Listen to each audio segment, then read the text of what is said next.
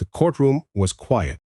The kind of silence that settles in before something shifts. A frail man stepped forward, his clothes worn, his posture heavy, the weight of years visible in every movement. He wasn't just another defendant. He was a homeless veteran, and today he stood alone. Across from him, Judge Judy watched closely. Her expression, as always, was firm, unreadable. She had seen every kind of story walk into her courtroom. Excuses, lies, desperation. And she knew how to cut through all of it. "Sir," she began, her voice sharp but controlled, "you're being accused of refusing to pay a debt. Is that correct?" The man nodded slowly. "Yes, Mom." No argument, no resistance, just acceptance. That alone caught her attention. "Most people come in here ready to fight," she said, leaning forward slightly. "You're not saying much. Why?" The man hesitated. His eyes dropped to the floor, then back up again. "Because I don't have anything left to argue with." A murmur rippled faintly through the courtroom. Judge Judy didn't react outwardly, but her eyes narrowed. She had heard lines like that before. Some genuine, most not. "Everyone has something to say," she replied. "So start talking." There was a pause. Then, slowly, the man reached into his worn jacket. The movement was careful, deliberate, like he was handling something fragile. "I don't have proof the way you want it," he said quietly. "But I have this." He pulled out an envelope, old, creased. Edges softened with time. The courtroom shifted. Even the air felt different. Judge Judy's eyes followed the envelope as he held it out. "What is it?" "It's a letter," he said. "One I never thought I'd have to use." She gestured for the bailiff to bring it forward. The envelope was placed in front of her. For a moment, she didn't open it. She studied it. The handwriting, the where, the story it might hold. Then, finally, she slid a finger beneath the flap. The room held its breath. As her eyes moved across the page, something changed. It was subtle at first, a pause. A blink that lasted just a second longer than usual. Then another. Her posture shifted slightly, as if the weight of the words had reached her.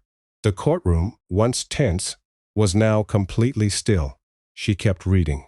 Line after line, whatever was written there, it wasn't what she expected. Her expression softened, just a fraction. Enough for anyone paying attention to notice.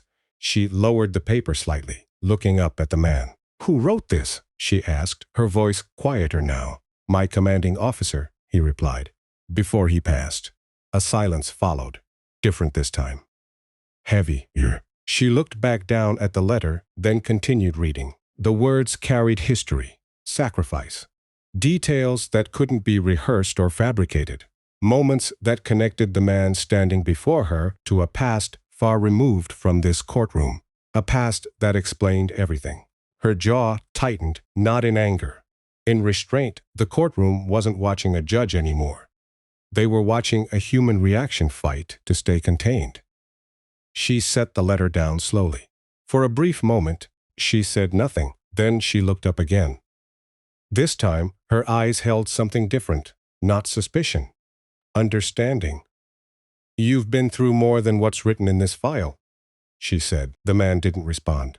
He didn't need to.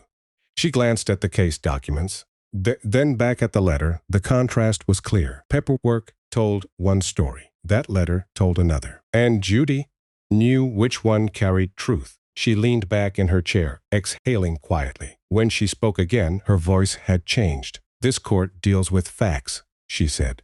"But sometimes, facts don't tell the whole story." No one moved. No one spoke. She reached for the letter once more, holding it for just a second longer, then placed it down with care. "I've heard enough." The words echoed through the room. The decision wasn't just about a debt anymore.